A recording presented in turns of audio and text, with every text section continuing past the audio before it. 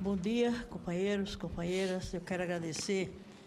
à presidente da Comissão de Legislação Participativa e Direitos Humanos do Senado, a companheira Ana Rita, saudá-la pela excelente, brilhante e oportuna iniciativa. Quero saudar também aos membros da Comissão Brasileira Justiça e Paz, Carlos Moura e o doutor Genibaldo Campos, e o nosso queridíssimo presidente dos trabalhos, Paulo Paim, queridíssimo de todos nós, e é sempre uma alegria enorme estar junto de vocês e de todos os que aqui se encontram nesta manhã tão rica e certamente tão promissora daquilo que a gente possa tirar desse encontro e levá-lo à prática, como era também a preocupação do João 23, de não ficar nos conceitos e na abstração, mas na operatividade daquilo que ele propunha,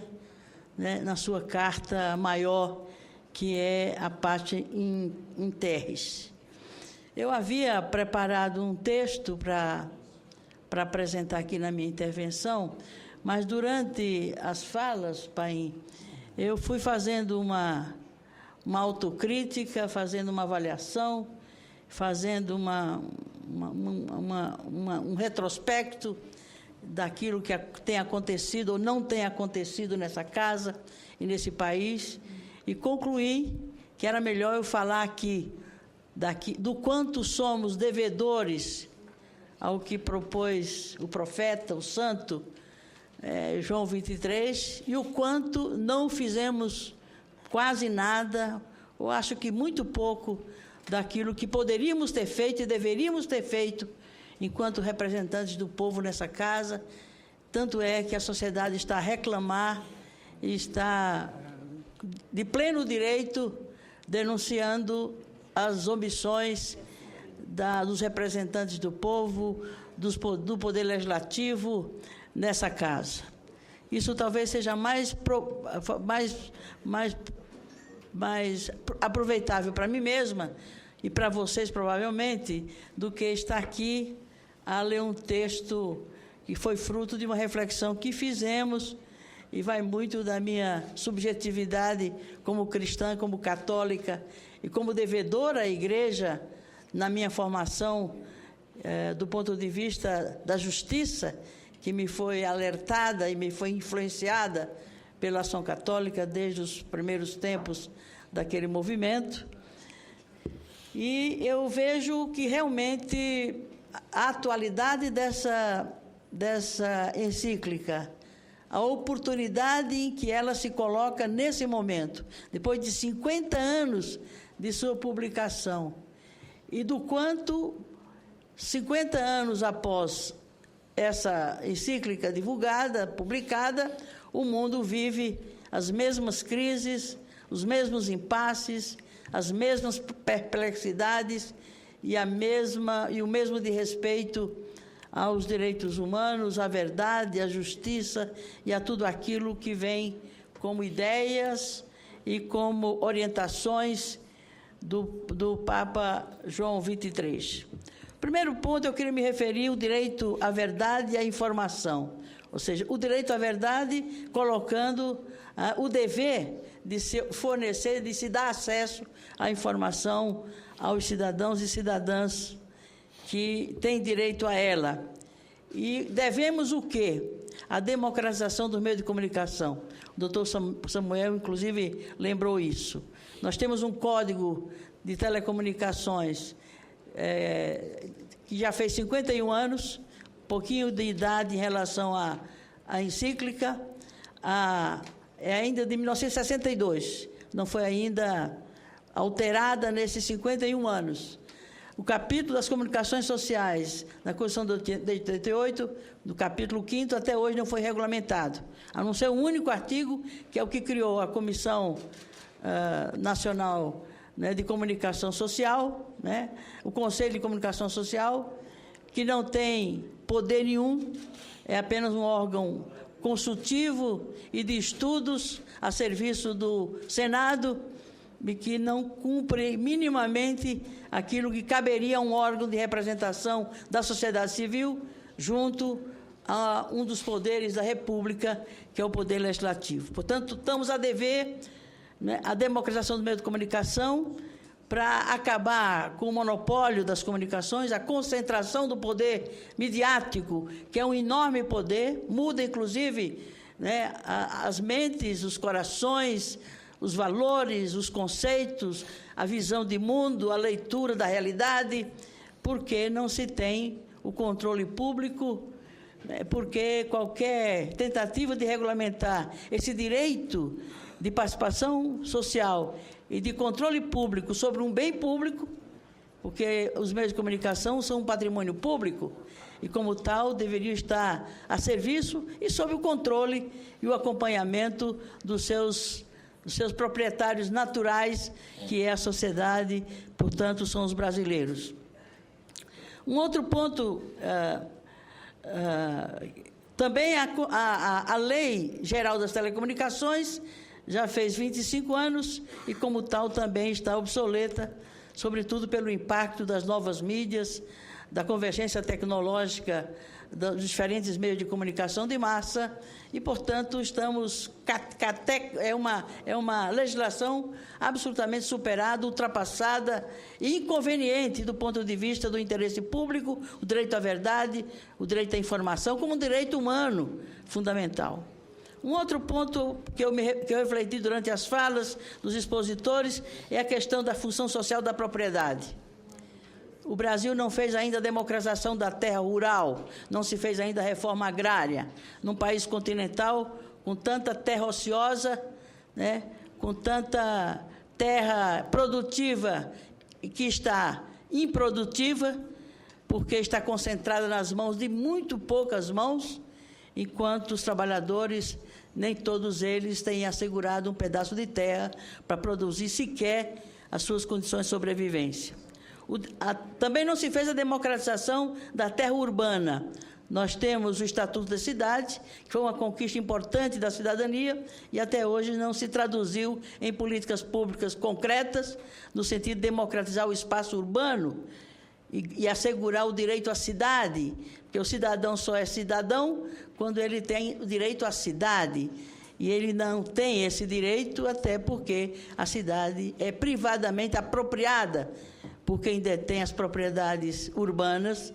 os imóveis, as terras ociosas na cidade. Portanto, estamos a dever o direito, né, enquanto a função social da propriedade urbana. A própria mobilidade urbana é um direito social, né?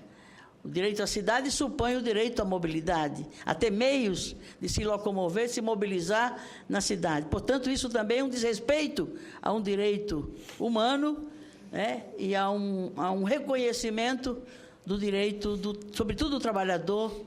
né,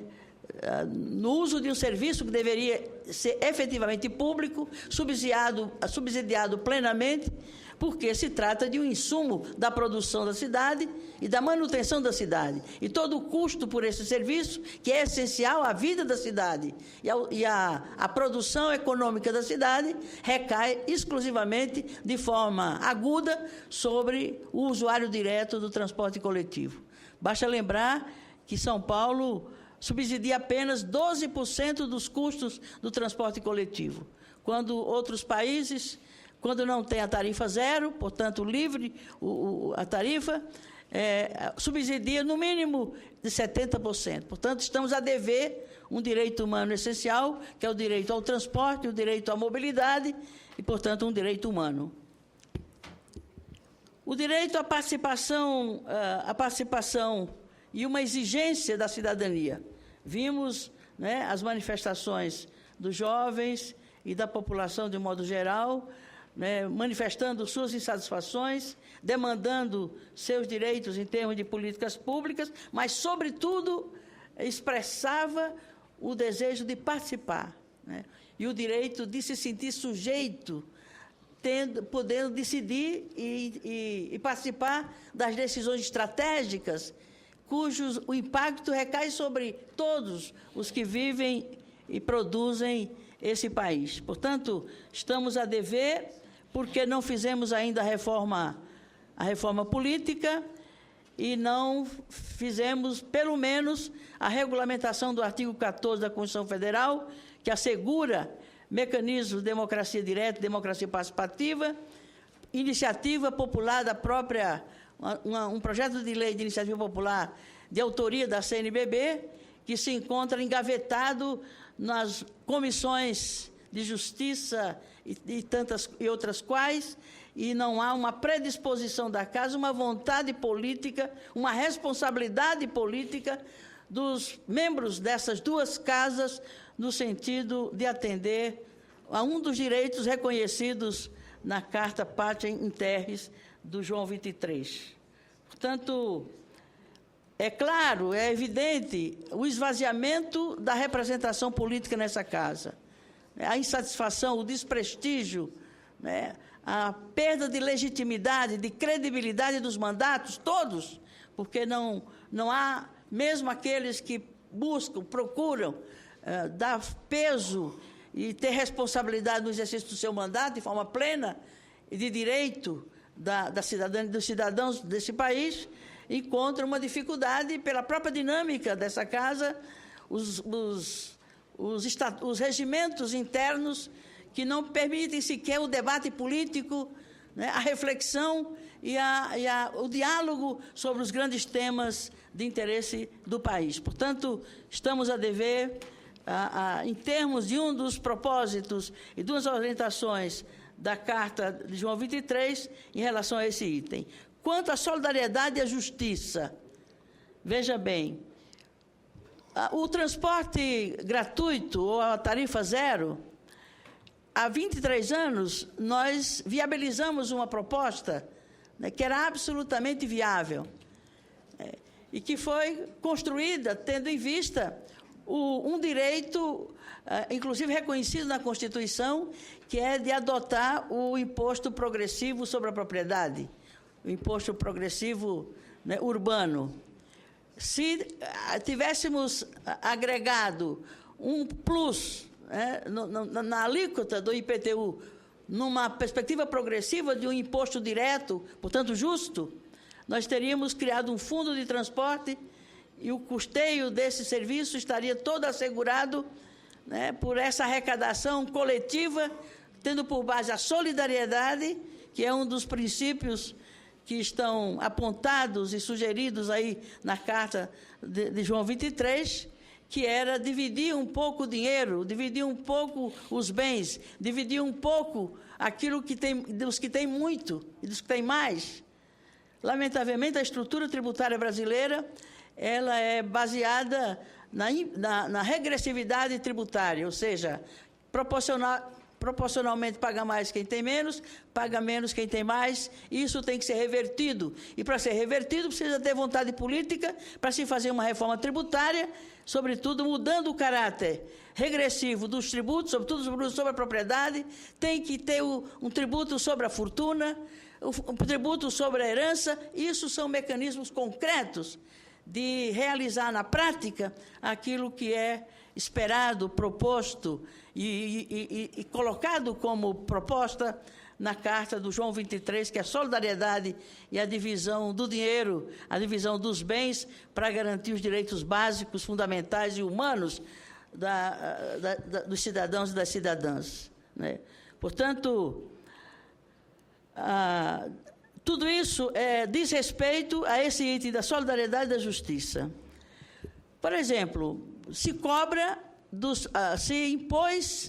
foi imposto aos prefeitos, aos gestores públicos municipais, não tanto aos estaduais, mas fortemente aos municipais. Terminou meu tempo, né? Tem mais 5. É a questão da lei de responsabilidade fiscal, que arrocha o cinto dos municípios e não garante aos municípios, mesmo tendo excedente de receita, aplicar esse excedente em políticas sociais. Existe na Comissão de Ação Participativa da Câmara um projeto de lei de iniciativa popular de várias entidades da sociedade civil que propõe modificar a lei de responsabilidade fiscal, incluindo o equilíbrio entre metas fiscais e metas sociais, ou seja, tornar essa lei para além da responsabilidade fiscal, ser uma responsabilidade fiscal e social. Não estamos negando a necessidade de haver controles e metas fiscais, porém, não em detrimento de metas sociais, porque o poder público, os recursos públicos, a máquina pública existe para servir ao ser humano, para servir à coletividade, e não é justo, né, por conta de pagamento de dívidas públicas dos municípios com a União, e uma União que também deve muito, né? Porém, o município deve muito mais, porque a União fica com 60% ou mais do bolo tributário que todos pagam anualmente nesse país. Portanto, precisa reverter a lógica da distribuição do bolo tributário e distribuir de forma equânime, justa, a carga tributária entre os que têm poder contributivo e que têm poder de renda maior ou menor, isentando-se, inclusive, aqueles que não têm capacidade contributiva ou têm um imóvel, por exemplo, de pouco valor, que teria que ser isentado. Portanto, há meios práticos, concretos, de se praticar o que propõe João 23, no limite, no âmbito das nossas competências, num dos poderes da República. Por exemplo, a questão dos direitos dos imigrantes estrangeiros, que tem aqui também. Tramita nessa casa há anos o Estatuto dos Estrangeiros, que é uma lei que atualiza o marco legal que trata dos direitos dos imigrantes e dos estrangeiros. Até hoje está engavetado. Tentei várias vezes que se realizasse audiências públicas na Comissão de Relações Exteriores, que é a comissão de mérito que tem afinidade com o objeto dessa matéria, simplesmente está lá engavetado, não tem abertura, não tem sensibilidade, e o direito dos estrangeiros e dos imigrantes, sobretudo dos que estão na ilegalidade, porque não tem meios de legalizar sua situação no Brasil, está aí a depender, não sei quando, em que legislatura vai se dar, para que esse direito seja assegurado por lei, uma lei aprovada por essa Casa, e sob a forma de um estatuto para regular os direitos dos imigrantes e dos estrangeiros em nosso país. Bom, e por último, eu quero fazer menção ao direito à verdade e à justiça sobre os crimes da ditadura militar. Nós estamos com a Comissão Nacional da Verdade funcionando há 1 ano e meio, está vivendo grandes conflitos, grandes dificuldades, grandes problemas internos, pouco apresentou até agora, depois de 1 ano e meio em que ela funciona. Os comitês estaduais e as comissões dos familiares têm produzido muito mais resultados sem os meios nem legais para realizar a sua investigação sobre fatos referentes à violação dos direitos humanos e aos crimes de lesa humanidade que estão intocados. A verdade sobre isso não veio plenamente à luz, e muito menos justiça de transição, até porque a lei que criou a Comissão Nacional da Verdade não estabelece, né, o objetivo de fazer justiça às vítimas da ditadura. E sequer se cumpre uma sentença da Corte Interamericana de Direitos Humanos que condenou o Brasil a trazer a verdade sobre os crimes da ditadura e fazer justiça, inclusive modificando a lei da anistia. O Brasil é o único país que tem uma lei de anistia que anistia também os torturadores, os estupradores, os que mataram, os que desapareceram com pessoas. Então, é apenas um relatório para depois ser arquivado no Arquivo Nacional. Isso é muito pouco. Isso os familiares, os sobreviventes e as vítimas dos crimes da ditadura... Agora sim, 1 minuto, senador. Dos crimes da ditadura, já apresentaram aquilo que eles, a duras penas, conseguiram encontrar, identificar, investigar e trazer à luz. Inclusive, são os livros que o governo publicou, vários deles, como resultado do esforço, do empenho dos familiares na busca dessa verdade. Enquanto isso, a Comissão Nacional da Verdade está praticamente paralisada, em crise, e não se sabe o quanto a comissão vai, de fato, cumprir, pelo menos nos termos da lei, que são estreitos, porque prevê apenas memória, verdade, com vistas à reconciliação nacional. Você não reconcilia pessoas que ainda não se perdoaram, que ainda não se limparam, né, as suas divergências, as suas diferenças, as suas mágoas, as suas dores, o seu sofrimento, como ainda hoje existe, porque enquanto não se, como dizia Bachelet, enquanto não se limpar, lavar essa ferida, ela não sara. E a ferida da ditadura militar no Brasil está ainda aberta. Desculpe, senador, eu termino aqui e agradeço a oportunidade de vocês me trazerem as observações, as intervenções brilhantes que foram feitas na primeira mesa, que me permitiu, sobretudo, esse entrar dentro de mim mesma e entrar dentro da casa onde eu estou, e vamos nos organizar para cobrar mais enfaticamente, pressionar de forma mais contundente, para que as orientações do Papa João XXIII encontrem acolhida e respostas operativas dentro dessas casas, Câmara e Senado. Muito obrigado. Muito bem, deputada Fernanda.